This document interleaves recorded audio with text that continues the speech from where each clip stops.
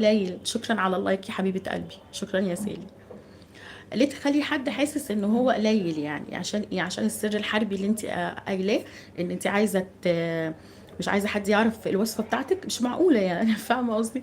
لا الموضوع صعب، يعني الموضوع صعب جدا ان حد يبقى ربنا كده مديله نعمه ويبخل بيها. ربنا مديله مثلا صفه انت بتعرف تعملي طبيخ كويس، في ناس تقولك لا انا تعبت لحد ما بقيت اعرف اعمل طبيخ، فمش لازم ادي السر لاي حد او بسهوله، خليهم هم كمان يتعبوا.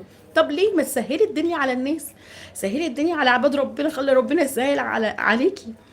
فسبحان الله كل حد وليه دماغ. وفي ناس والله منتهى الذوق، يعني منتهى الذوق. تروحي عندهم تلاقيها تعلمك حاجة، تقولك على حاجة، تبقى يعني نفسها تعلمك الدنيا بحالها، وخاصة وتقولك على كل حاجة، خاصة لو انت سألتي. يعني لو مثلا انا رحت عند حد وسألت، ابص الاقيها عايز تديني عصارة خبرتها. وفي ناس تانية لا مش عايز تديكي خالص، كأن زي ما قلت لك